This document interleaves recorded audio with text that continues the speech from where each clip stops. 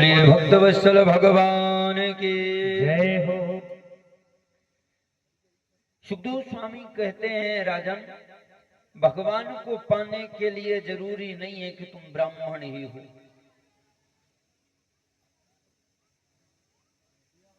भगवान को पाने के लिए जरूरी नहीं है कि तुम ज्ञानी ही हो। भगवान को पाने के लिए नहीं है जरूरी महाराज के आप धनाढ्य हो। अगर भगवान ब्राह्मणों को ही मिलते होते तो शिवरी को देख लो, भिलनी थी, भगवान ने प्रेम के साथ उसके यहाँ भोग लगाया। भगवान अगर बड़े लोगों को मिलते होते तो सुदामा को देख लो, सुदामा जैसा कौन गरीब होगा, लेकिन भगवान ने उस पर कृपा कर दी। भगवान अगर पढ़े लिखों को मिलते तो गज को देख लो, वो तो भगवान को ही नहीं जानता था। प्रभु जिसने संसार का विस्तार किया वो आके मेरी रक्षा कर लेवे। और अगर भगवान किसी पद अधिकारी को मिलते तो विदुर जी को देख लो। जैसे ही सुना कि विदुर, तब कहने लगे महाराज मैंने विदुर जी का चरित्र सुनना है। महात्मा विदुर, मैंने सुना है कि वो तो कौरव पक्ष में महामंत्री थे, लेकिन फिर महामंत्री पद का इन्हें त्याग क्यों कर दिया, ये मेरे को कथा सुनाइए। देखिए विदुर जो है ना, ये धर्मराज हैं। विदुर साक्षात धर्म हैं, लेकिन मांडीव ऋषि के श्राप के द्वारा इनको इस धराधाम पर मानव बनकर आना पड़ा। एक बार हुआ ऐसा, मांडीव ऋषि जो हैं, मांडीव ऋषि तप कर रहे थे, बड़ा घोर तप चल रहा था इनका, लेकिन उसी समय कुछ चोर राजा का धन चुरा के भाग रहे थे। जैसे ही चोरों ने पीछे आता हुआ राजा के सैनिकों को देखा तो मांडीव ऋषि की कुटिया में जाकर तुरंत राजा संतों का भेष रख लिया और मांडीव ऋषि की साथ तपस्या करने बैठ गए। अब जैसे ही भगवान राजा के दूतों ने इनको देखा तो राजा के दूतों ने तुरंत चोरों को बंदी बनाया और साथ में महाराज मांडीव जी को लिए भी बना दिया। संत तुम्हारा संत है, तुरंत उठे और राज दरबार में पहुंच गए। दूतों ने कहा महाराज मैं चोरों को पकड़ लाया हूं, ये चोर चोरी करके भाग रहे थे और जाकर संतों का भेष बना लिया था। अब तो महाराज राजा को इतना गुस्सा आया कि बताओ, एक तो चोरी करते हो और साथ में संत महात्माओं का भेष बनाते हो, पाखंडी। बड़ा क्रोध आया राजा को। राजा ने तुरंत आदेश दे दिया इनके लिए सुई पर चढ़ा दो, मृत्यु दंड दे दो।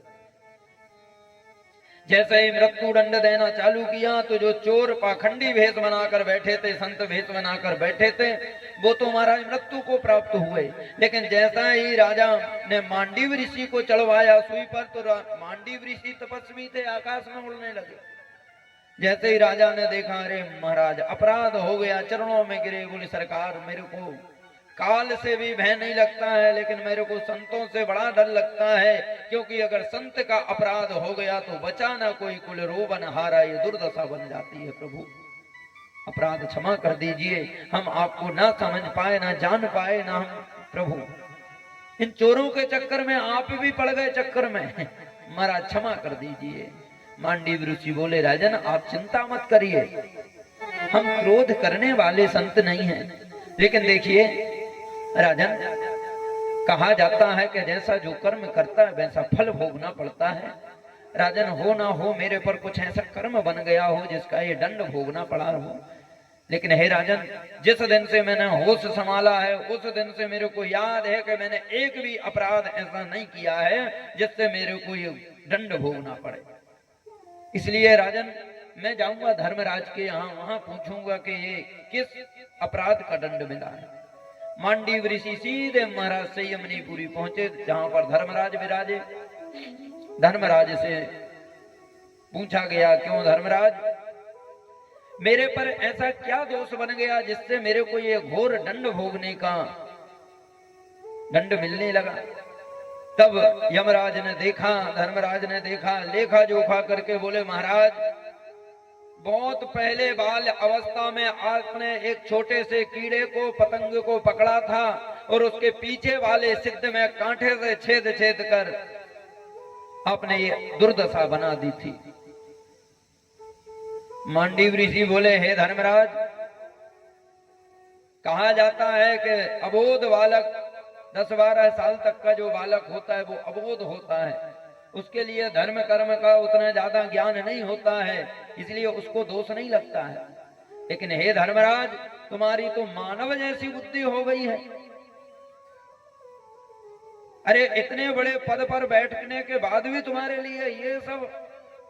अरे धर्मराज, तुम धर्म की कुर्सी पर बैठने लायक नहीं हो, तुम्हारे लिए मैं श्राप देता हूं, जाओ तुम्हारी बुद्धि मानव जैसी हो गई है, मानव बन जाओ धरा पर जाकर। और सुनो धर्मराज, तुम वहां भी धर्म की नीति, धर्म के पद पर रहोगे, लेकिन तुम्हारा कोई पूछने वाला नहीं होगा, ये मेरा श्राप है। तुम्हारा जो वही मांडीव ऋषि के श्राप से धर्मराज ये धराधाम पर विदुर के रूप में पधारे। बोलो राधे राधे। तो आज विदुर जी कौरव पक्ष में महामंत्री हैं। एक दिन में धृतराष्ट्र के अंदर पहुंचे महल में, धृतराष्ट्र से कहने लगे राजन देखो, जो तुम्हारा ये बेटा कर रहा है ये ठीक नहीं कर रहा है, ये ठीक नहीं है राजन। यदा तु राजा स्वयं सुतम साधनम पुण्यते भवेत। आप अपने पुत्र के मोह में इतने अंधे हो गए हो, इतने अंधे हो गए हो कि आपका बेटा अधर्म कर रहा है, ये भी राजन तुमको दिख नहीं रहा है। अरे पांडव भी तुम्हारे ही भाई के पुत्र हैं, इसलिए वो आधे राज्य के अधिकारी हैं, फिर आधा राज्य देने में तुमको संकोच कैसे लगता है? उनको संकोच के बगैर आधा राज्य दे दो। ये तुम्हारा दुर्योधन जो बेटा है, ये तुम्हारे कुल पर कलंक है, ये तुमको कलंकित कर देगा। बड़ा समझाया, लेकिन धृतराष्ट्र नहीं माने। इतने में क्या हुआ कि दुर्योधन महल में प्रवेश कर गया। इसने पूरी बात सुन ली तो दुर्योधन चिल्लाता हुआ कहता है, अरे दासी पुत्र, मेरा नमक खाता है और वो पांडवों का गुण गाता है, मेरे पिता को मेरे विरुद्ध भड़का रहा है। शर्म नहीं आती तेरे लिए? निकल मेरे महल से इसी वक्त। और विदुर के लिए दुर्योधन ने महल से निकाल दिया। विदुर भी सोचने लगे कि अभी तक इस राजनीति में फंसा था तो भगवान का भजन नहीं कर पा रहा था, अब सबसे मुक्त हो गया हूं, चलो भगवान का भजन करेंगे। तो कंदली के वन में जाकर विदुर और विदुरानी दोनों निवास करने लगे और निरंतर भगवान का भजन करने लगे। समय बीतता गया। एक दिन मेरे सरकार शांति दूत बन के हस्तिनापुर पधारे। हस्तिनापुर को महाराज दुल्हन के भांति बड़ा सुंदर सजाया गया। इतना सुंदर सजाया कि चारों दिशाओं में महाराज जगमग जगमग हस्तिनापुर हो रही है। जगह जगह पर बंधन वाले बने हैं, जगह जगह पर टूणत द्वार बने हैं और महलों पर कन्याएं, गोपियां, माताएं चढ़ चढ़ के दास दासियां भगवान के ऊपर पुष्प बरसाने की तैयारी। दुर्योधन ने पूर्ण अपनी माया को संचार किया, लेकिन दुर्योधन ये भूल गया कि भगवान अंदर की सुंदरता को देखते हैं, बाहर की सुंदरता को नहीं देखते हैं। धीरे धीरे धीरे धीरे भगवान का समय हुआ आने का। विदुरानी कहने लगी, मैंने सुना है कि मेरे कन्हैया, मेरे द्वारिकाधीश हस्तिनापुर पधार रहे हैं। विदुर काका बोले, हाँ सुना तो मैंने भी है, लेकिन आप अब महामंत्री तो नहीं है। बोले कोई बात नहीं है, जब हम महामंत्री थे तो भगवान से जाके सीधा मिल लिया करते थे, और अब महामंत्री नहीं है तो कोई बात नहीं है, बाहर से ही दर्शन कर लेंगे। और देखो देवी, मैं भगवान को देख पाऊं या ना देख पाऊं, लेकिन पूर्ण भरोसा है कि परमात्मा मुझे देख लेगा। उसकी 1000 आंखें हैं, मैं जानता हूं। और सुनो, कन्हैया हस्तिनापुर पधारे। विदुर काका, विदुरानी सभा में खड़ी हैं। कन्हैया जैसे ही मंच पर आए तो यहाँ वहां देखने लगे तो देखा ये कोने में विदुर काका खड़े हैं। विदुर काका से इशारे में ही बोल दिया, तुम्हारे घर हम जरूर आएंगे। विदुर काका भी प्रसन्न हो गए। देखा देवी, देखो देखो कन्हैया मुझे देख रहा है, देखो मैंने बोला था ना प्रभु मुझे देख लेंगे। देखो कन्हैया को जैसे ही देखा तो विदुर काका के मन में तो ऐसी हलचल मचने लगी, दिल गदगद हो गया हमारा। देखो मैंने कहा था मेरा प्रभु देखेगा, मैं जानता हूं स्वभाव को, प्रभु अपना स्वभाव चेंज नहीं करते हैं।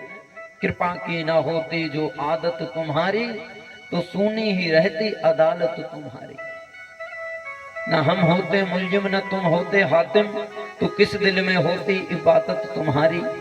प्रभु तुम्हारे ही दृढ़ के ये दृग बिंदु हैं दो, तुम्हें सौंपते हैं अमानत तुम्हारी। प्रभु तुम जैसा करुणा निधान और होगा कौन।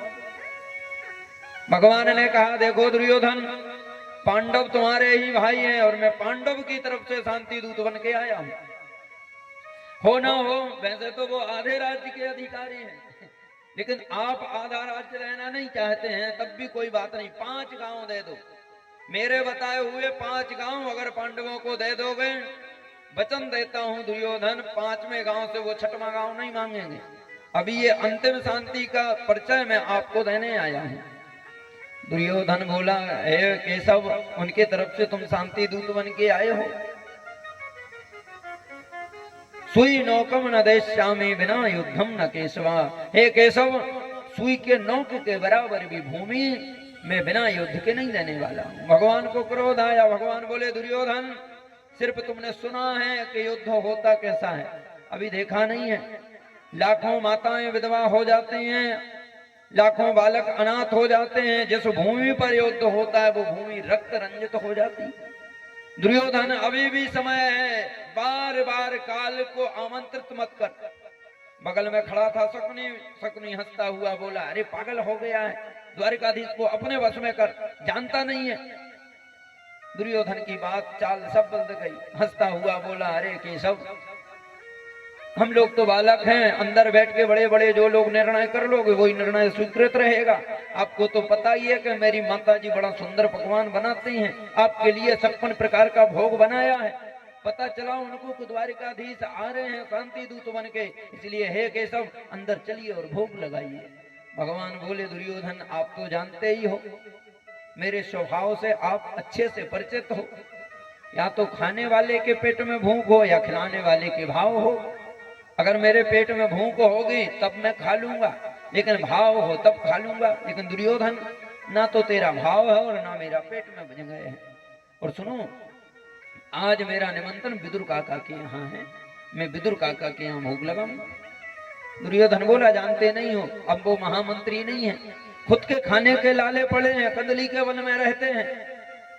भगवान बोले उससे मेरे को कुछ मतलब नहीं है, मैं जानता हूं मैं अपने विदुर को, जो भी होगा मैं वहीं खाऊंगा, लेकिन निमंत्रण आया है, मैं निमंत्रण स्वीकार करूंगा। सूखा रूखा जो भोग बनेगा वो लगाऊंगा। जैसे ही ये सुना कि सूखा रूखा, विदुर काका के नेत्रों से आंसू निकलने लगे। देवी, ये कभी सुधरेगा नहीं। कन्हैया का स्वभाव तो देखो, है? इतना सुंदर स्वभाव कहाँ पाया? राघव जी तुम्हें ऐसा किसने बनाया? स्वभाव देखो। विदुर कहते हैं दुर्योधन ने कहा कि महामंत्री नहीं है मेरे प्रभु, कहते हैं सूखा रूखा जो होगा भोग तो विदुर काका के यहाँ ही लगेगा।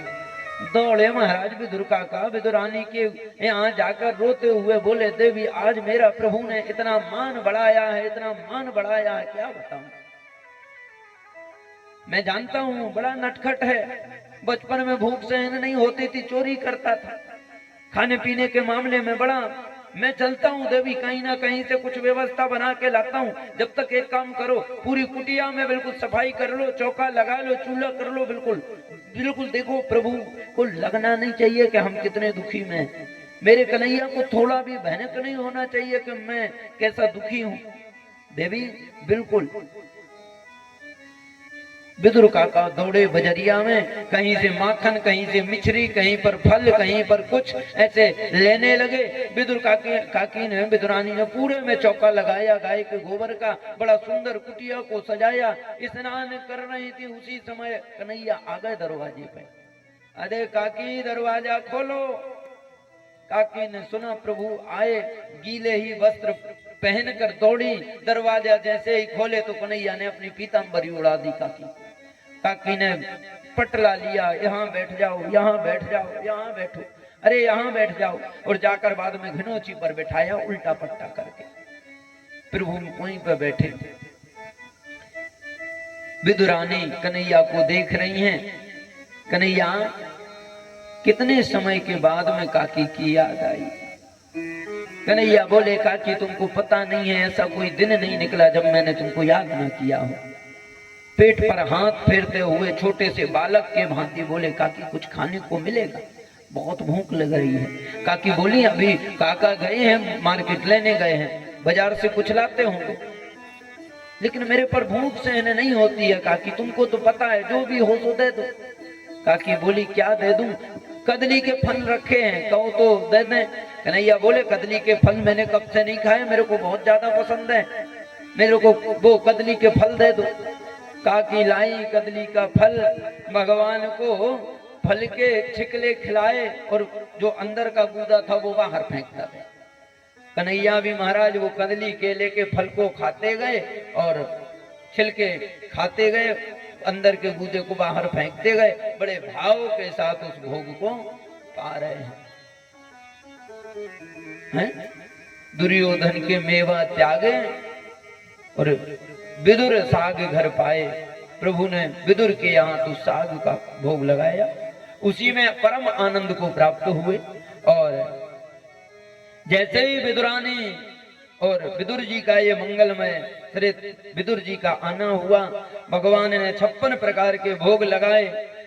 विदुर काका से बोले, काका बुरा मत मानना, लेकिन जो स्वाद काकी के इन फलों में था वो ये 56 भोग में नहीं है। अरे जो उन भोगों में स्वाद था वो नहीं है इसमें।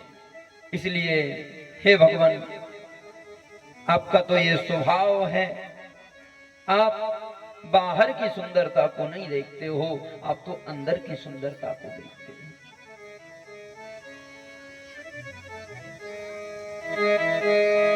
न जाने कौन से गुण पर दया निधि रीझ जाते हैं, न जाने कौन से गुण पर दया निधि रीझ जाते हैं, न जाने कौन से गुण पर दया निधि रीझ जाते हैं, न जाने कौन से गुण पर दया निधि रीझ जाते हैं, न जाने कौन से गुण पर दया निधि रीझ जाते हैं।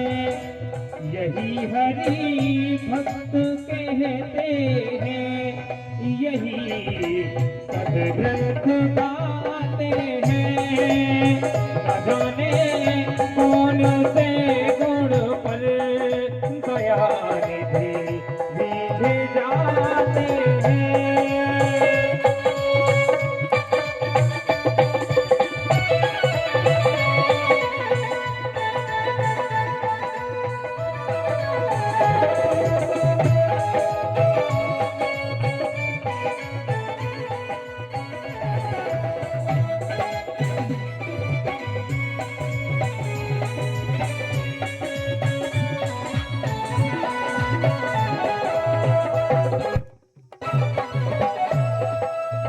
नहीं स्वीकार करते हैं, नहीं स्वीकार करते हैं निमंत्रण नप दुर्योधन का, नहीं स्वीकार करते हैं निमंत्रण नप दुर्योधन का। विदुर के घर पहुँच कर भोग, विदुर के घर पहुँच कर भोग छिलको काला गाते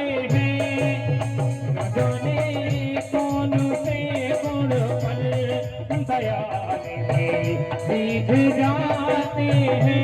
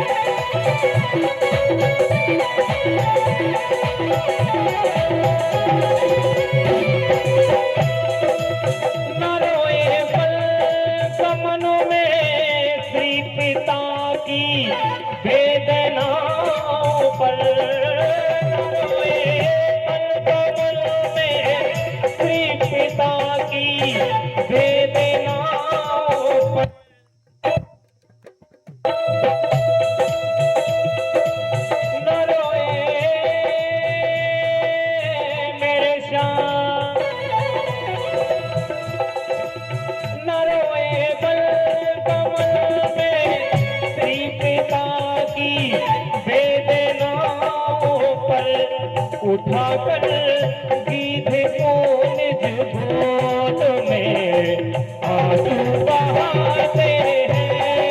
उठाकर गीत को निज गोद में आंसू बहाते हैं। न जाने कौन से गुण पर दयानिधि बीत जाते हैं। न जाने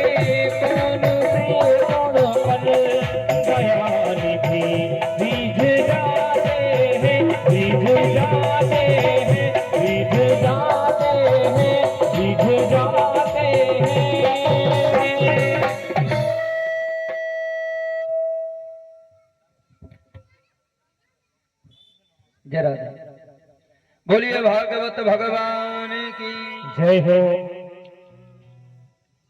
जैसे ही विदुर जी का ये प्रसंग हुआ है और विदुर जी तीर्थ यात्रा के लिए निकल गए।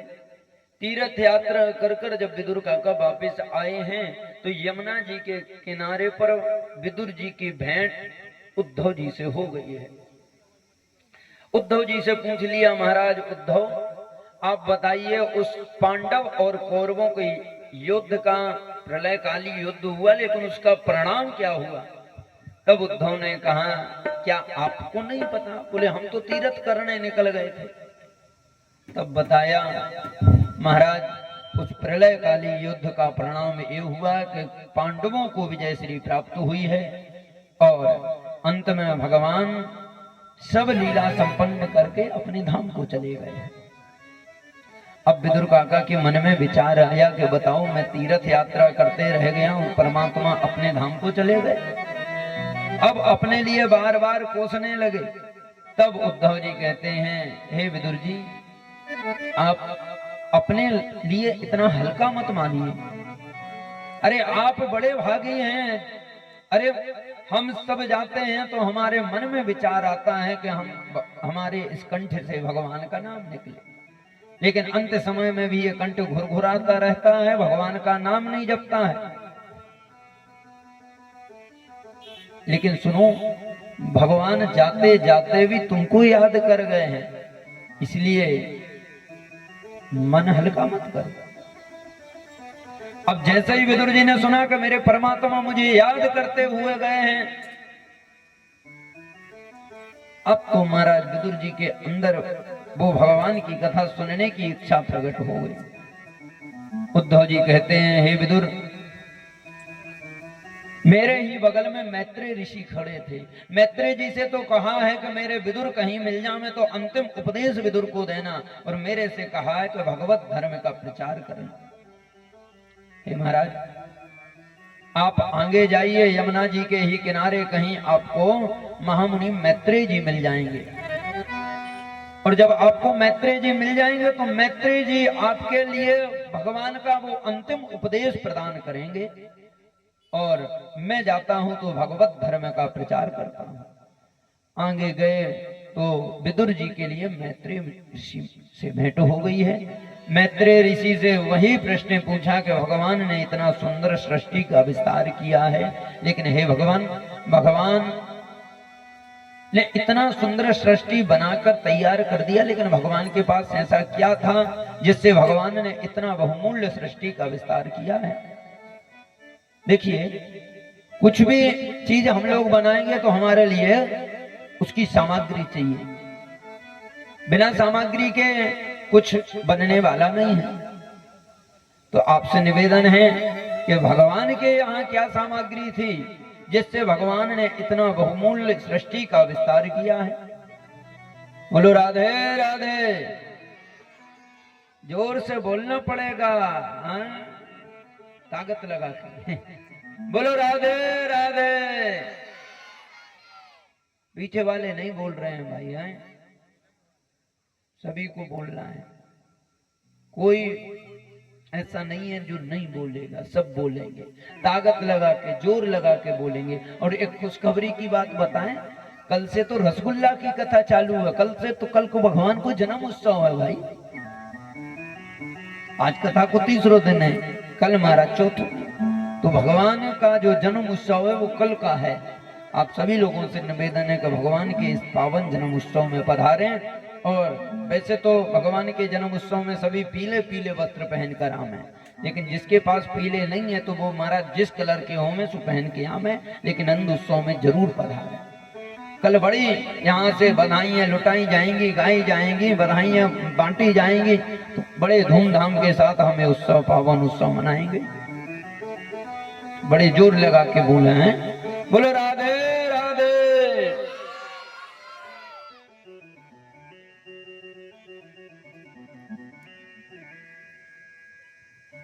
भगवान सृष्टि विस्तार का बहुमूल्य एक बात है कि भगवान ने बनाया क्या, जिससे बड़े सोचने की बात है। अरे इसी मिट्टी में महाराज गन्ने का रस निकलता है, बड़ा मीठा होता है गन्ना, और इसी मिट्टी में मिर्ची करेला निकलता है, बड़ा कड़वा होता है। इसी सृष्टि में कौवा भी है, इसी सृष्टि में कोयल भी है, इसी में मोर भी है, भिन्न भिन्न प्रकार की और इतनी सुंदर सृष्टि भगवान ने बना दी। मानवों को देख लो, हर एक राज्य में अलग अलग मानव पाएंगे। मध्य प्रदेश में अलग, उत्तर प्रदेश में अलग हैं, आंध्रा तरफ जाओगे तो अलग, बंगाल में जाओगे तो अलग, बिहार में जाओगे तो अलग, और तो और महाराज जिस देश में जाओगे उस देश के अलग अलग मानव। यहाँ से अमेरिका जाओ तो ऐसा लगता है जैसे आलू किसी ने छील के रख दिए हो, इतने गोरे। साउथ अफ्रीका जाओ तो अभी अभी भट्टा से निकाले हुए, इतने काले। चाइना जाओ तो महाराज चाइना की तो अलग ही बात है, इत्तू इत्तू सी एक ईंटें होती है ना, सांचा में निकालो तो एक सी निकल जाए सब, वहां भी महाराज वो सब एक से ही। तो भगवान ने सृष्टि का विस्तार किया, इतना सुंदर किया और अलग अलग ढंग से किया। भगवान के पास क्या था जिससे सृष्टि विस्तार हुई? तब महामुनि मैत्रेय ऋषि कहते हैं, विदुर, भगवान बनने वाला भी है और भगवान बनाने वाला भी है। अपादान कारण भी भगवान है और व्यादान कारण भी भगवान है। मकड़ी का जाला देख लो, बनने वाला और बनाने वाला दोनों एक है। मकड़ी अपने शरीर के अंदर से निकालकर जाला विस्तार करती है और अंत में अपने ही शरीर में उस जाले को रख लेती है। तो बनने वाला और बनाने वाला एक, इसीलिए कहते हैं कण कण में भगवान का वास सृष्टि में है। भगवान बड़ी सृष्टि के कारक है। मैत्रेय ऋषि ने कहते हैं, हे विदुर, भगवान ने सृष्टि में सबसे पहले अथाह जल का स्वरूप लिया। महाराज चारों दिशाओं में जहां देखा कि वहां जल ही जल, तब भगवान निराकार रूप में विराजे। भगवान आकार में नहीं, निराकार रूप में। अब निराकार रूप में भगवान, तो भगवान के मन में भी विचार आया कि मैं निराकार बना रहूं तो कोई मेरे को देख नहीं पाएगा, इसलिए मेरे को आकार लेना पड़ेगा।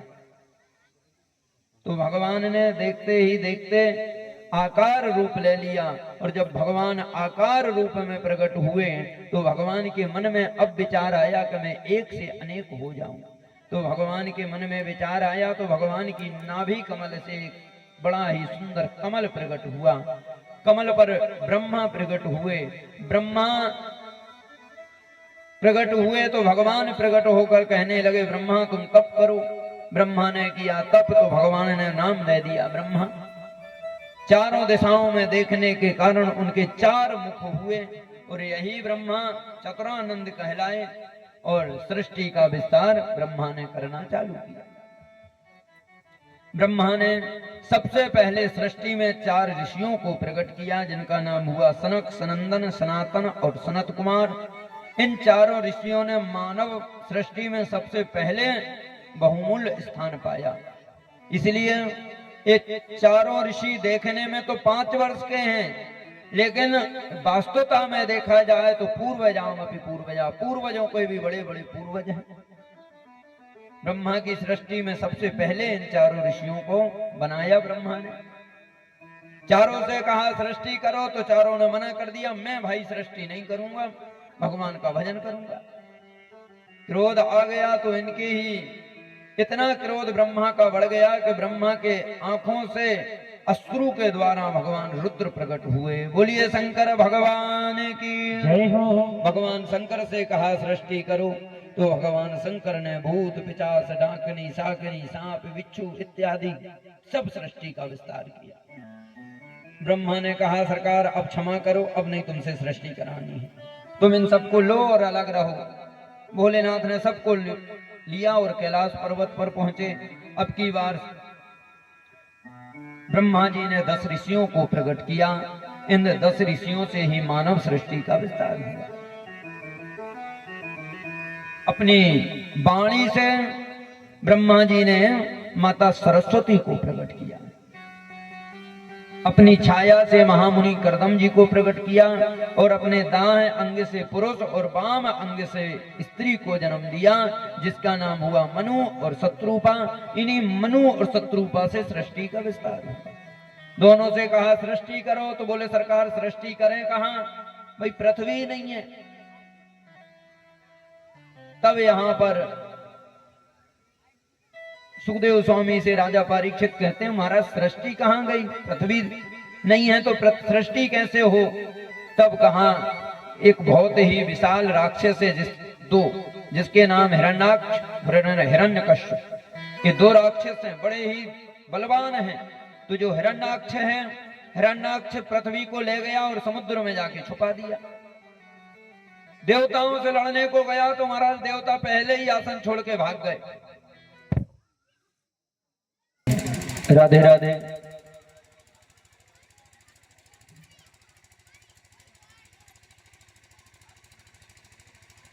सुखदेव स्वामी कहते हैं राजन,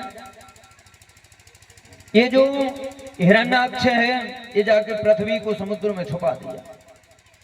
अब ब्रह्मा जी को भी लगा कि कैसे सृष्टि विस्तार हो गए, तो चिंता सताने लगी। तो भगवान ब्रह्मा के नासिका अंग से छोटा सा बरहा प्रकट हुए। बोलिए बरहा भगवान की जय हो। देखते ही देखते बरहा भगवान विशाल रूप में प्रकट हुए, और जैसे ही विशाल रूप में बरहा भगवान प्रकट हुए हैं, उसी समय बरहा भगवान सीधे समुद्र में गए हैं। समुद्र में से पृथ्वी को अपने सिंह पे मुख पर लेकर आए हैं, पृथ्वी को यथास्थान रखे हैं। हिरण्याक्ष से युद्ध हुआ और भगवान ने एक ही झापड़ा मारा धड़ाम से नीचे गिरा, और इसके भी कल्याण हो गया। सृष्टि का विस्तार हुआ है। मनु महाराज और माता शत्रुपा से सबसे पहले 5 संतान हुई हैं, जिनमें से 3 बेटी और 2 बेटा। बेटी का नाम हुआ आकुति, देवहूति और प्रसूति। बेटों का नाम हुआ प्रियव्रत और उत्तानपाद। ये मानव सृष्टि में सबसे पहला योगदान है इनका, इसलिए हम सबको मानव कहा जाता है, क्योंकि हम मनु संतान हैं। अब जो अपने आप के लिए मनु संतान नहीं मानता है, जो अपने आप को भालू बंदरों की संतान मानता है, तो महाराज मानता रहे, लेकिन वास्तवता में हम सभी मानव मनु महाराज की संतान हैं, इसलिए मनु महाराज हमारे पूर्वज हैं। इसी काली एकांत में मनु महाराज की जो मंजली बेटी है जिसका नाम है माता देवहूति, देवहूति का विवाह महामुनि करदम जी के साथ हुआ। करदम जी कहने लगे मैं तो विवाह करने वाला हूं नहीं, तो भगवान पहुंच गए, बोले एक काम करो आप विवाह करो। बोले क्यों? बोले हमारी इच्छा है। अरे बोले महाराज तुम्हारी इच्छा है तो तुम मेरे को क्यों विवाह में बांध रहे हो? बोले हमारी इच्छा इसलिए है क्योंकि मैं तुम्हारे यहाँ पुत्र बन के आना चाहता हूँ। जैसे ही करदम जी ने सुना कि आप मेरे बेटा बन के आओगे तो ठीक है सरकार, मैं विवाह करने को तैयार हूं, लेकिन अब बताओ कन्या कहाँ हो? बोले चिंता मत करो, महामुनि मनु महाराज अपनी मंजली बेटी को लेकर आ रहे हैं, उनसे तुम अपना पानी ग्रहण कर लेना। बोले ठीक है। और सुनो 3 बार मना करना, डायरेक्ट आते ही नहीं बोल देना कि विवाह को मैं तैयार हूं। भगवान तो चले गए, मनु महाराज अपनी बेटी को लेकर आए, बैठाया, बैठाते ही बोले महाराज मैं विवाह नहीं करूंगा, मैं विवाह नहीं करूंगा, मैं विवाह नहीं करूंगा। फिर कहते हैं अब तो मैं विवाह करूंगा। अब बोले महाराज ये क्या था? अरे बोले भगवान आए थे, वो बोले 3 बार मना करना, तो उनकी आज्ञा को मैं टाल नहीं सकता, इसलिए मैंने कहा मैं विवाह नहीं करूं, मैं विवाह नहीं करूं, मैं विवाह नहीं करूं, और अब मैं विवाह करूंगा। अब इनको तो पता चल गया था कि मेरे यहाँ बेटा बन के भगवान नारायण आएंगे। करदम जी का विवाह माता देवहूति के साथ सुनिश्चित हुआ। आगे चल के महाराज इन्होंने 9 कन्याओं को जन्म दिया। अनसुईया इत्यादि जो हैं वो इन्हीं की बेटी हैं। 9 कन्याओं को जन्म दिया और जन्म देकर जैसे ही जाने लगे, क्योंकि इनका एक शर्त और था कि मेरे पास एक संतान होगी और मैं जाकर भगवान का भजन करने लगूंगा। तो इनके मन में भी विचार आया, सोचने लगे ऐसा मैं क्या करूं जिससे कि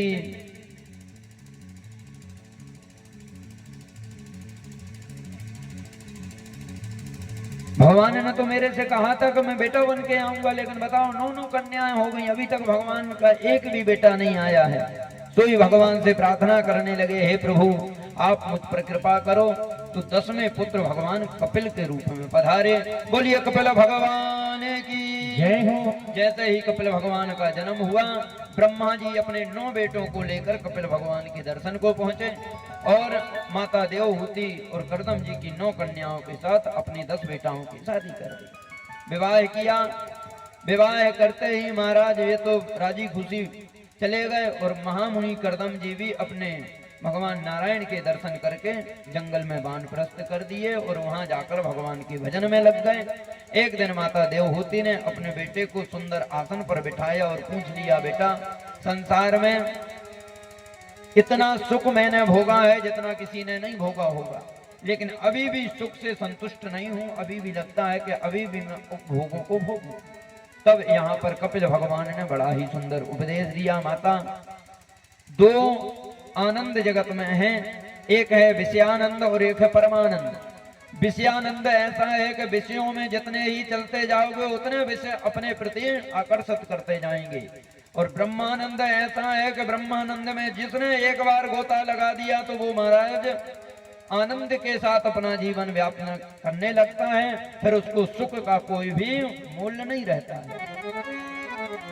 विषयानंद जो है वो विषयों में फंसाता है और अंत में 84 लाख योनियों में भटकाता है, लेकिन ब्रह्मानंद जो है वो पुनरपि जननम पुनरपि मरणम पुनरपि जननी जठले सैनम, इस प्रकार के आने जाने वाले चक्कर को मुक्त कर देता है और अंत में ब्रह्मानंद में लीन कर लेता है।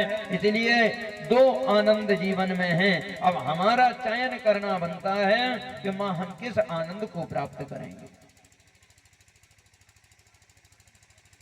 जगत में 2 आनंद, बोलो राधे राधे। जगत में 2 आनंद हैं, ध्यान से सुनना, ये सबके काम की बात है। एक है विषयानंद और एक है ब्रह्मानंद। विषयानंद जगत में है और ब्रह्मानंद भगवान के नाम में है। हम जो बैठकर यहाँ पर श्रवण कर रहे हैं ये ब्रह्मानंद है, लेकिन जो जगत के सुखों को भोगते हैं ये विषयानंद है। डल्लब के गद्दा पे सो रहे हैं, गर्मी लगी, एसी चलाकर रूम में लेटे हुए हैं, ये क्या है? बोले ये विषयानंद है, विषयों के प्रति आकर्षित है। इसमें तो महाराज सुख तो मिलेगा, लेकिन सुख के बाद 84 लाख योनियों में पुनः आना पड़ेगा। लेकिन ये ब्रह्मानंद है, ब्रह्मानंद में तो ना तो तुम्हारे लिए डल्लब का गद्दा मिलेगा, ना तो एसी मिलेगा, लेकिन ब्रह्मानंद पर्याप्त मात्रा में मिलेगा। अगर यहाँ पर इसको प्राप्त कर लोगे तो तुम्हारे लिए अंत में भटकना नहीं पड़ेगा। इसीलिए हो सके तो ब्रह्मानंद में लीन होना चाहिए, विषयानंद में लीन नहीं होना चाहिए। बड़ा सुंदर यहाँ भगवान कपिल ने उपदेश दिया। अंत में संसार के नाना प्रकार के सुखों के विषय में बताया। माता, जब हमारा मन ब्रह्मानंद में लगता है तो भगवान की प्राप्ति हो जाती है। और अंतिम उपदेश देकर भगवान कपिल गंगा सागर तीर्थ क्षेत्र में पहुंचे और बीच समुद्र में आसन लगाकर बैठ गए। आज भी मकर संक्रांति के समय हम सभी भारतवर्ष वाले भगवान कपिल के दर्शन करने गंगा सागर तीर्थ जाते हैं। वहीं पर माता देवहूति गंगा के रूप में बहने लगी और भगवान के धाम प्राप्त हुए। और इसी प्रकार से भगवान की अन्य और कथाओं का विस्तृत हुआ। और तेरे पूजन को भगवान बना मन मंदिर आलीशान। तेरे पूजन को भगवान बना मन मंदिर आलीशान। तेरे पूजन को भगवान बना मन मंदिर आलीशान।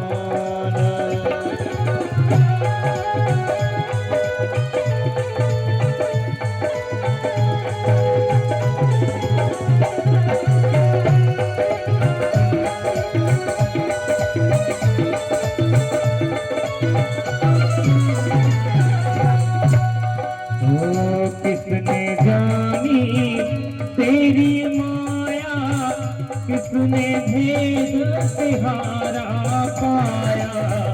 किसने जानी तेरी माया, किसने भेद तिहारा पाया।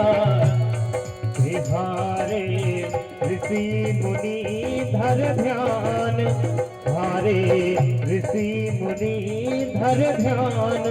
बना मन मंदिर आलीशान। तेरे पूजन को भगवान बना मन मंदिर आलीशान।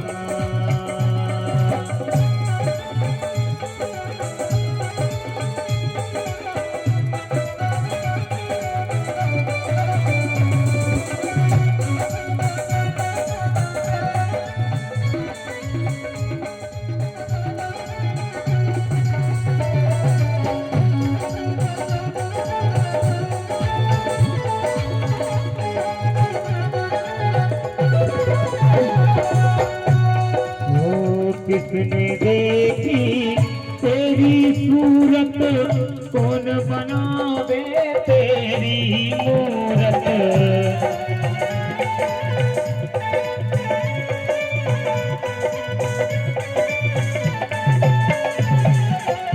किसने देखी तेरी सूरत, कौन बनावे तेरी मूरत। क्यों? सभी लोग बड़े भाव से मीठी मीठी तालियों की सेवा के साथ भजन को बोलेंगे। ए तू है निरंकार भगवान, तू है निरंकार भगवान। बना मन मंदिर आलीशान। तेरे पूजन को भगवान बना मन मंदिर आलीशान।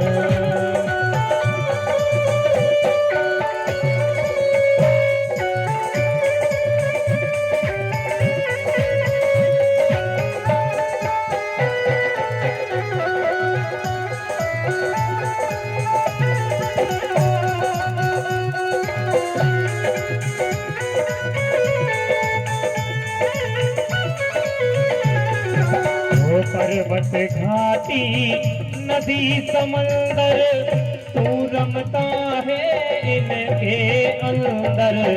पर्वत घाटी नदी समंदर तू रमता इन सबके अंदर।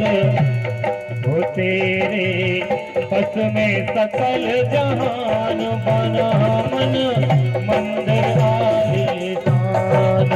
तेरे पूजन को भगवान बना मन मंदिर आलीशान। बना मन मंदिर आलीशान। बना मन मंदिर आलीशान। बोले भक्त वत्सल भगवान की जय हो। इस प्रकार से मनु महाराज की मंजली बेटी माता देवहूति का चरित्र सुनाया। इसके बाद में मनु महाराज की सबसे बड़ी बेटी का नाम है आकुति। आकुति का विवाह रुचि प्रजापति के साथ हुआ। पुत्री का धर्म का आश्रय लेकर इनके ही घर में भगवान यज्ञ नारायण प्रकट हुए। बोलिए यज्ञ नारायण भगवान की जय हो। यज्ञ नारायण का विवाह दक्षिणा रूपी कन्या के साथ हुआ। इन्हें सुखदेव जी कहते हैं, परीक्षित मैत्री मुनि विदुर जी को यह प्रसंग सुनाते हुए बोले, हे विदुर, माता देवहूति की जो 9 बेटियां हैं उनमें से एक अंसुईया नामक कन्या का विवाह अत्रि मुनि के साथ हुआ। इन्हीं के यहाँ कोई संतान नहीं हो रही थी तो ये तप करने बैठे तो भगवान तीनों प्रकट हुए, ब्रह्मा विष्णु महेश। तीनों ने दिया आशीर्वाद तो तीनों ही प्रकट हो गए। भगवान ब्रह्मा के अंश से चंद्रमा, भगवान शंकर के अंश से दुर्वासा और भगवान नारायण के अंश से भगवान दत्तात्रेय जी का जन्म हुआ। बोलिए दत्त भगवान की जय हो। दत्तात्रेय जी प्रकट हुए हैं। इन्हीं आगे मैत्रेय जी कहते हैं, हे विदुर महाराज जी, मनु महाराज की सबसे बड़ी बेटी का नाम है प्रसूति। प्रसूति का विवाह हुआ है प्रजापति दक्ष के यहाँ। मनु महाराज की सबसे छोटी बेटी है प्रसूति। प्रसूति का विवाह हुआ प्रजापति दक्ष के साथ। दक्ष के यहाँ सबसे छोटी बेटी माता सती हुई। सती का विवाह भगवान शंकर के साथ हुआ, लेकिन भगवान शंकर से दक्ष प्रजापति बड़ा द्रोह करता है। एक बार देखो, प्रजापति पहले से ही अभिमानी था, लेकिन इसे प्रजापति युक्त किया तो ये और ज्यादा अभिमानी बन गया। जब ये अभिमानी बन गया तो भगवान शंकर, एक बार इसने बहुत बड़ा सभा भरी, सभा में सबको बुलाया और उस सभा में ब्रह्मा विष्णु महेश तीनों विराजमान थे। ये जैसे ही सभा में आया सब इसके स्वागत में खड़े हुए, लेकिन ब्रह्मा विष्णु महेश ये तीनों बैठे रहे। प्रजापति दक्ष ने देखा तो बोले, भगवान नारायण खड़े नहीं हुए, वो तो मेरे भगवान हैं, ब्रह्मा मेरे पिता हैं, कोई बात नहीं, लेकिन ये शंकर मेरी स्वागत में खड़ा क्यों नहीं हुआ।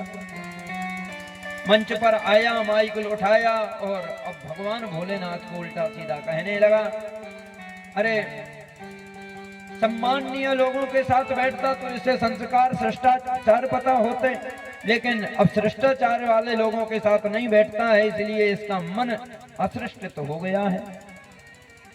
देवता यहाँ वहां देखने लगे कि ये बोल किससे रहे हैं, तब कहा, अरे यहाँ वहां क्या देखते हो, ये शंकर नहीं तुमको बैठा दिख रहा है। मैंने अपनी मृगलोचनी पुत्री का विवाह इस मरकट जैसी शकल, बंदर जैसी शकल के साथ कर दिया है, इसको देखो। तब किसी ने कहा, जब तुमको पता था कि तुम्हारी बेटी मृगलोचनी और ये बंदर के जैसे शकल वाला, तो जब तुमने अपनी बेटी को बालक देखा था, जब तुम्हारी आंख क्या फूटी हुई थी, आंख नहीं खुली थी। अरे भाई, कन्या को जब वर देखने जाते हो तो वर में जब नहीं दिखाता कि इसका बंदर जैसी शकल है, अब क्यों बोल रहे हो। तब प्रजापति कहता है कि ये तो मेरे पिताजी के साथ मेरी बात चली नहीं, वरना मेरी तो इच्छा शुरू से नहीं थी कि मैं अपनी कन्या का इससे विवाह करूं। अब तो महाराज सुनाने लगा और भोलेनाथ शांत बैठे सुनते रहे। जब भोलेनाथ कुछ नहीं बोले तो ये खड़ा होकर बोला, देखो बेशरमों के जैसा कैसा मुस्कुरा रहा है, कुछ बोल नहीं रहा है। अरे जा, मैं तेरे को श्राप देता हूँ, किसी भी पूजन पाठ में तेरा कोई अधिकार नहीं होगा। अब तो महाराज शंकर जी को श्राप दिया, लेकिन भोलेनाथ शांत बैठे रहे। लेकिन किसी में हिम्मत कि भगवान भोलेनाथ नंदिकेश्वर भगवान के सामने कोई भोलेनाथ को गलत बोल जावे। तुरंत नंदिकेश्वर खड़े हुए, अरे प्रजापति तू कितना अभिमानी हो गया है, तेरे को पता नहीं है देवादिदेव महादेव हैं और उनको तू श्राप दे रहा है। जा, मैं तुझे भी श्राप देता हूं, तेरा सिर जो है वो बकरे का लग जाएगा। इतने में भृगु जी खड़े हो गए, ससुर दामाद का मामला था, तू कैसे बीच में उछटा? मैं भी तुझे श्राप देता हूं, जाके तू सर्वभक्षी हो जाएगा। बगल में भृंगी खड़े हुए, अरे तू तो ब्राह्मण है, जब ये ससुर दामाद की तू बीच में कैसे उछटा? तुरंत श्राप दे दिया, तेरे जैसे ब्राह्मण यजमान के चाटुकार हो जाओ, जाओ। श्राप है। श्रापा शरीफी चलने लगी। भगवान शंकर समझ गए कि अगर मैं बैठा रहूंगा तो और उपद्रव होगा। भगवान शंकर ने सभी गणों को लिया और कैलाश पर्वत पहुंचे। प्रजापति दक्ष को क्रोध आया तो इनने कंखल नगरी में बहुत विशाल यज्ञ का आयोजन किया। यज्ञ में बड़े से बड़ा और छोटे से छोटे देवता को बुलाया, लेकिन देवादिदेव महादेव को नहीं बुलाया। माता सती को पता चला तो माता सती पहुंची भोलेनाथ के यहाँ, प्रभु आपके ससुर ने बहुत अच्छा यज्ञ का आयोजन किया है, हो ना हो वहां पर चलना चाहिए। भोलेनाथ ने सती को पुनः समझाया, हैं देवी आवत ही हर से नहीं नैनन नहीं स्नेह, और तुलसी तहां न जाइए जहाँ कंचन बरसे मेघ। देवी जहां पर सम्मान ना मिले वहां जाना नहीं चाहिए, वरना हित नहीं होता है। माता सती बोली, कुछ स्थान होते हैं जहां पर बिन बुलाए भी जाना चाहिए। भाई गुरु जी के यहाँ, अपने माता पिता के यहाँ, भगवान के यहाँ सत्संग में यज्ञ में बिना बुलाए चला जाना चाहिए। जरूरी नहीं है कि निमंत्रण पत्रिका ही आवे। लेकिन देवी वो बात तो अच्छा है, लेकिन जो जानबूझ के ही नहीं बुलाना चाहता है। आज भोलेनाथ ने वही चरित्र सुनाया कि देवी आपको पता नहीं है, एक बार तुम्हारे पिता के स्वागत में खड़ा ना हो पाया, तुम्हारे पिता ने 1000 बात सुनाई, इसलिए नहीं बुलाया। सती नहीं मानी और यज्ञ में चली गई। अंत में हुआ क्या? साधर मिली भले एक माता, भगुनी मिली बहु मुस्काता। इनकी जो खुद की बहन थी वो बिंगी की हंसी हंसती। मेरे लिए 5-5 बार लेने गए पिताजी। जब मैं आई हूँ मैंने सुना तेरे को निमंत्रण नहीं दिया, तुम बिन बुलाए चली आई। कोई बात नहीं, घर है तुम्हारा। माता सती ने ध्यान नहीं दिया। माता जी ने गले से लगाया और यज्ञ दर्शन को पहुंची। तो अभी यज्ञ दर्शन को गए तो जो देवी देवता निरंतर माता सती के पैरों को सम्मान किया करते थे, आज उन देवी देवताओं ने माता सती से मुंह फेर लिया। माता सती को अच्छा नहीं लगा। यज्ञ में जाकर देखा तो देवताओं, छोटे से छोटे देवता का स्थान, लेकिन देवादिदेव महादेव का कोई स्थान नहीं।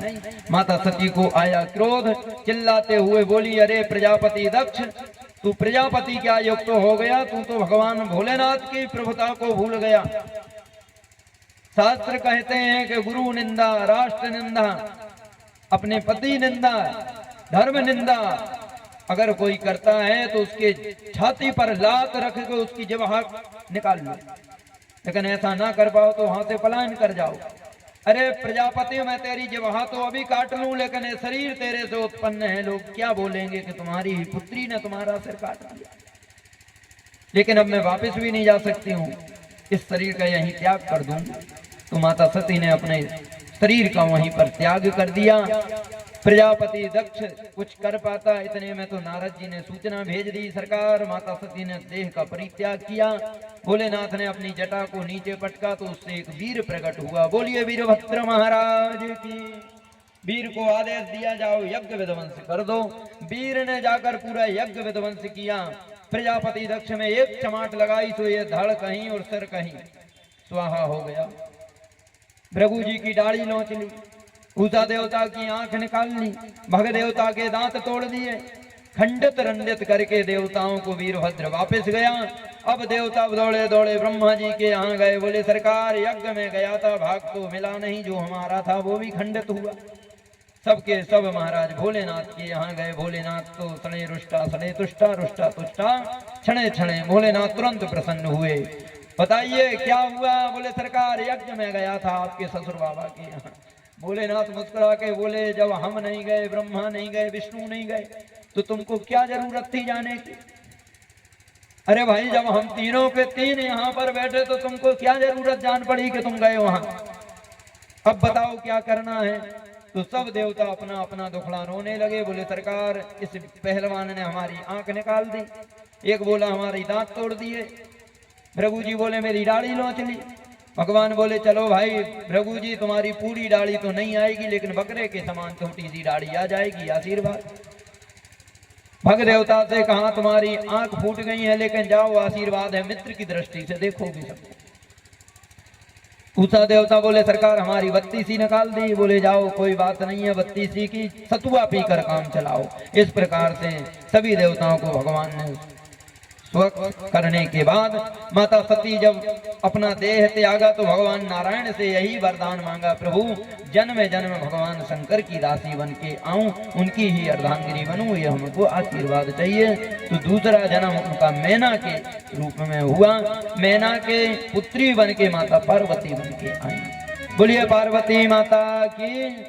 माता पार्वती का विवाह जो हुआ वो भगवान शंकर के साथ संपन्न हुआ। बोलिए भगवान शंकर की जय हो। अब भगवान शंकर के विवाह पर दृष्टि डालो 2 मिनट, इसके बाद में आरती करें। आरती करके प्रसाद लेकर अपने अपने, क्योंकि देखो समय इस समय गर्मी का चल रहा है, इसलिए कथा का समय तो वैसे 4 बजे का है, लेकिन 4 बजे भी बड़ी भयंकर धूप होती है, इसलिए कथा 4:30-5 बजे से ही प्रारंभ होती है, इसलिए थोड़ी लेट हो जाता है, लेकिन कोई बात नहीं है, 2-4 दिन में क्या बिगड़ जाता है। बोलिए भक्तवत्सल भगवान की जय हो। एक बार माता मैना के यहाँ नारद जी आए। नारद जी को माता पार्वती का हाथ दिखाए। हे नारद जी बताइए मेरी पुत्री में क्या दोष है? नारद जी बोले आपकी पुत्री में तो कोई दोष नहीं है, लेकिन इनके पति में बड़े दोष ही दोष है। इनका जो पति होगा वो अलग रूपरेखा में होगा, निरंकार होगा, अमान्य होगा, कोई उसका घर द्वार ना होगा, कोई उनके मान रिश्तेदार ना होंगे।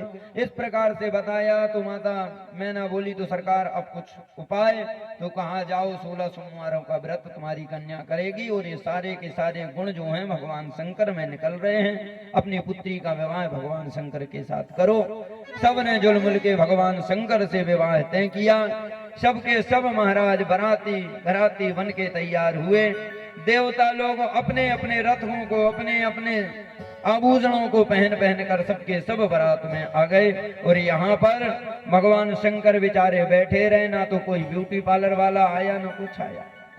संध्या हो गई। भोलेनाथ बोले क्यों भाई कोई आया सजाने वाला? बोले सरकार कोई नहीं आया।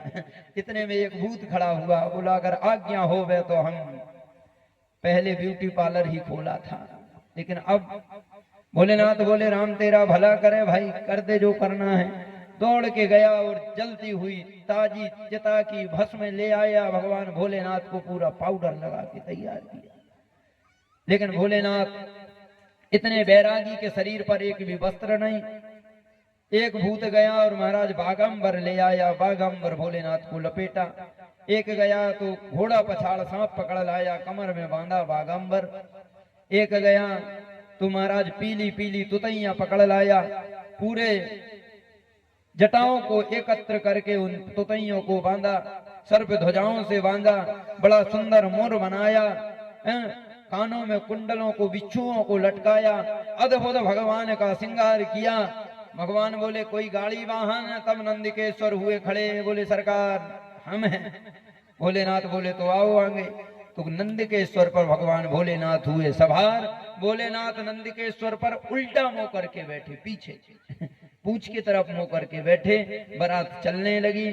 अब भगवान बोले देखो देवताओं, यहाँ बारात पीछे आने वाली है, तुमको जो मिल रहा है वो खाओ पियो और यहाँ से निकलो, कोने में बैठ जाना, क्योंकि जो पीछे आने वाले हैं उनके बाद में तुमसे कोई पानी की पूछने वाला भी नहीं है। भगवान ने समझाया, देवताओं ने खाया पिया, कोने में वो पहुंचे। बच्चा पार्टी पहुंची दूल्हा देखने के लिए, दूल्हा को देखा, प्राण बचा के भागे, बंद करो दरवाजे। बड़ी खतरनाक बारात है, ऐसी तो कभी देखी नहीं है हमने। 2-4 लोग वहां जनवासे में गए स्वागत नाश्ता देने को, बोले हमको यहाँ झाड़ू लगवा लो, लेकिन वहां नहीं जाऊंगा। बड़ी खतरनाक बारात आई है, यहाँ तुम हमसे जो कहो सो करेंगे, लेकिन वहां नहीं जाना है। बोले क्यों? बोले जाकर देखो। तो भैया हिम्मत करके गए, 2-4 लोग वहां पर खड़े हुए। इतने में एक भूत खड़ा हुआ। हद हो गई महाराज, जब बिना सिर वाला भूत बोला, क्यों नाश्ते की व्यवस्था कहाँ? पीछे मुड़ के देखा, बेचारा गिरा जमीन पर। बोला ये बोल कहाँ से रहा है? ताकत बना के जब बैठाया भोजन के लिए, खड़ा हो गया, क्यों रे चला क्यों नहीं रहा? अरे बोले महाराज काऊ से लहीन विपुल सर काहू हैं, देखो इनको क्या करें, इसमें तो सिर ही नहीं है। तो बोले एक एक पत्तल रख दो। यहाँ पर पत्तल चलाना चालू किया, व्यंजन आया, इतने में महाराज सबके सब पत्तल ही खा गए। कैलाश पर्वत पर तो महाराज घास फूस पत्ता जो मिलता वो खा जाते हैं। तो इनने सोचा कैलाश पर्वत पर तो हम खुद खाते थे, यहाँ बारात में आए हैं तो यहाँ स्वागत के साथ परोस के मिल रहा है, तो यहाँ पर पत्तल चलाई, वहां से वो पत्तल ही खा गए। लोगों ने कहा ये बड़ी विचित्र बारात है, बताओ पत्तल ही खा गए। तब कहा कोई बात नहीं, हाथ ही पे जैसा जो हुआ। बोले बफर सिस्टम कर दो, ये अपना लेते रहेंगे खाते रहेंगे। बफर सिस्टम हुआ, सबने खाया। अब जनवासे में जैसे ही माता मैना लेने के लिए पहुंची तो नारद जी बगल में, माता मैना माला लिए खड़ी दूल्हा को। सबसे पहले आए इंद्र। वाह नारद जी क्या कहना तुम्हारा, इतना सुंदर दूल्हा। नारद जी बोले ये दूल्हा नहीं है, नौकर है, पानी मानी मैनेजर है यहाँ का, भगवान का, देवताओं का राजा। अच्छा जिसका मैनेजर इतना सुंदर, वो कितना? अरे बोले वो भी बहुत सुंदर है। इतने में आया चंद्रमा। बोले ये, अरे बोले ये भी नहीं है, ये भी नौकर चाकर ही है। सूर्य, बोले ये भी नहीं है। इस प्रकार से सभी देवताओं को मना करते गए। भगवान ब्रह्मा जी आए, बोले ये 4 मुख वाले, अरे बोले ये भी नहीं है। भगवान नारायण आए, नारायण को देख के माता मैना ने नारायण के गले में माला डाली। नारद जी बोले देवी ये भी नहीं है। बोले ये कौन? बोले ये उनके मित्र हैं। माता मैना बोली जिनके मित्र इतने सुंदर हैं वो कितना सुंदर होगा। नारद जी बोले मैं जाता हूँ, मंडप की कुछ तैयारी रह गई है, मैं वो पूरी करता हूँ। अब जो आ रहा है वो दूल्हा आ रहा है। भगवान शंकर आए, नंदिकेश्वर की पूजा हुई। नंदिकेश्वर को जैसा ही किया, उल्टा मैना न डाली माला, सांप फुसकार के दौड़ा, मैना गिरी धड़ाम से, तुरंत संभाला। मैना हुई खड़ी, इतने में हुई खवासन खड़ी। बोले सरकार देखो बड़े दिनों बाद होती है विवाह, हो ना हो कुछ नेंग दे दो। भगवान भोलेनाथ ने अपने गले का उतारा, हाथ दिया। बेचारी खवासन दौड़ी प्राण बचा के, पूरी बारात हो गई। कभी नहीं उसने कहा कि नेंग दे दो। ऐसा भयंकर ने भोलेनाथ के गले का एक सांप निकाला, मैना खवासन के डाला गोदी में। खवासन पूरे ब्याह में कार्य करती रही, एक बार भी नहीं बोली कि नहीं चाहिए सरकार। मैना गिरी धड़ाम से। बोल जब होश आया बोले बाबा को बुलाओ, नारद को बुलाओ। कहाँ है? नारद जानते थे कि अगर मैं अभी सामने आया तो बड़ी दिक्कत होगी, बाद में जाऊंगा। नारद जी मैना माता बुला रही है। नारद जी बोले मैं नहीं जाऊंगा अभी, मेरे को बहुत सा काम है। मैना माता से बोलो तुम्हें जो करना है कर लो। मैना माता लगी तैयारी में, सब आए भोलेनाथ को बुलाए। मैना का तो बीपी हाई होने लगा। ए नारद तूने ठीक नहीं किया है ये, अरे मेरी बेटी का विवाह इसके साथ करवाया। अच्छा नहीं किया तुमने, इसके लिए मेरी बेटी ने तप किया। नारायण से प्रार्थना की नारद जी ने, प्रभु बचा लो ना, आज बचने वाला नहीं हूं। भगवान नारायण ने भोलेनाथ से प्रार्थना की, हे भोलेनाथ अब अपना स्वरूप दिखाइए। तब भोलेनाथ ने बड़ा सुंदर स्वरूप धारण किया। भगवान भोलेनाथ स्वयं में इतने सुंदर, भोलेनाथ जैसा कौन हो सकता है। कर्पूर गौरम करुणावतारम संसार सारम भुजगेंद्रहारम सदा वसंतम हृदयारविंदे भवम भवामी सहतम नमामि। इतना सुंदर स्वरूप और भोलेनाथ का मंगलमय विवाह पूर्ण हुआ। आइए अब एक विवाह का गीत और इसके बाद में भगवान जी की आरती। बिना प्रसाद के कोई भी घर नहीं जाएगा, सब लोग प्रसाद लेकर ही जाएंगे और कल भगवान के जन्म उत्सव में सब लोग पुनः आएंगे। बोलो राधे राधे।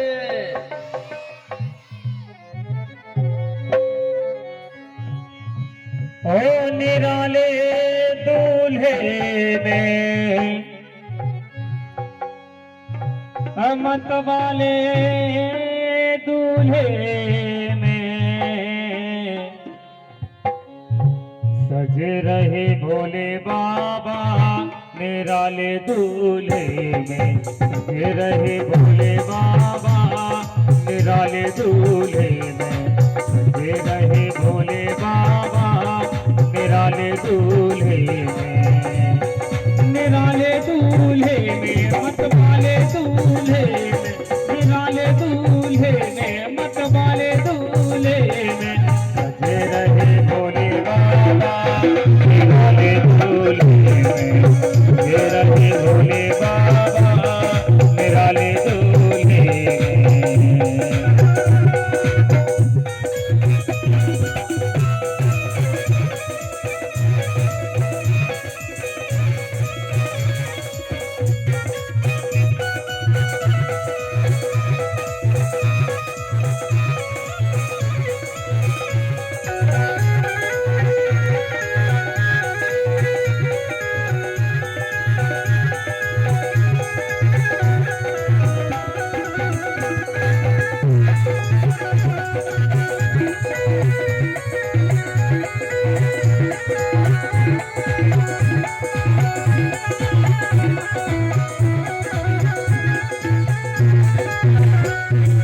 देखो भोले बाबा की अजब है बात, देखो भोले बाबा की अजब है बात, लेकर के चले हैं संग भूतों की बारात, लेकर के चले हैं संग भूतों की बारात। सभी लोग यथास्थान आरती के लिए खड़े हो जाएं।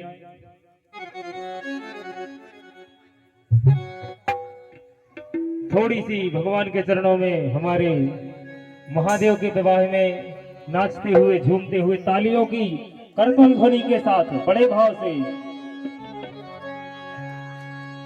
ए सखीरी मोरे आंगन में, मोरे आंगन में, सखीरी मोरे आंगन में, भोले बाबा की आई है बारात, सखीरी मोरे आंगन में, बाबा की आई है बारात, सखीरी मोरे आंगन में, सखीरी मोरे आंगन में, सखीरी मोरे आंगन में, सखीरी मोरे आंगन में, सखीरी मोरे आंगन में।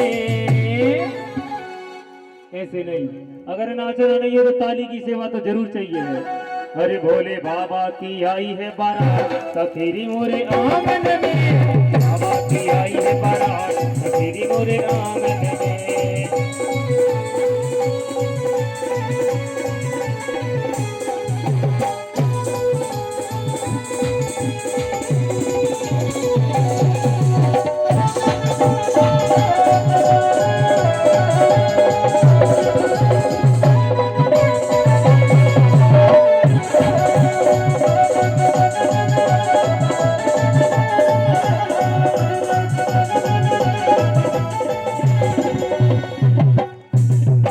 भोले बाबा ने क्या क्या पहना, देखो भोले बाबा ने क्या क्या पहना, क्या क्या पहना, हाँ क्या क्या पहना, क्या क्या पहना, हाँ क्या क्या पहना।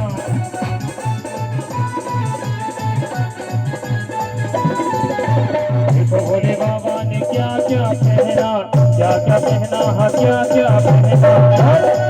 हरि काहे पे, हाँ काहे पे, काहे पे वो सवार, सखीरी मोरे आंगन में, भोले बाबा की आई है बारात, सखीरी मोरे आंगन में।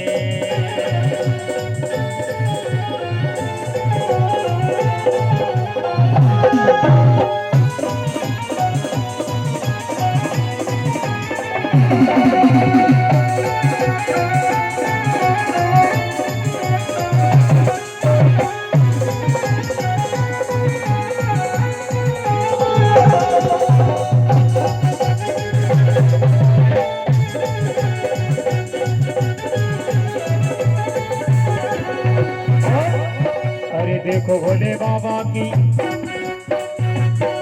अरे देखो भोले बाबा ने बागंबर पहना, देखो भोले बाबा ने बागंबर पहना, बागंबर पहना, हाँ बागंबर पहना।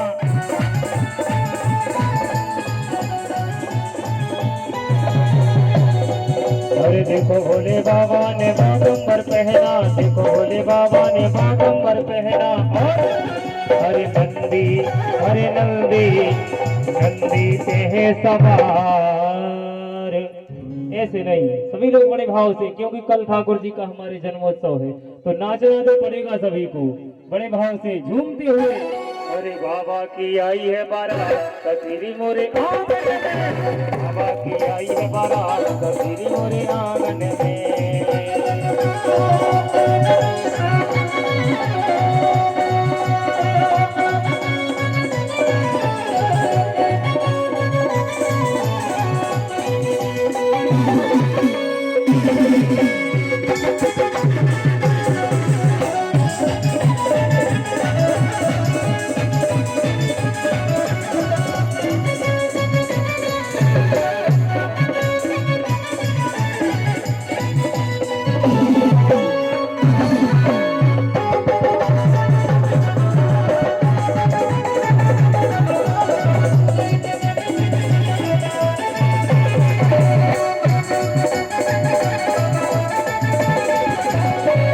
कचीरी मोरे आंगन में, कचीरी मोरे आंगन में, कचीरी मोरे आंगन में, कचीरी मोरे आंगन में।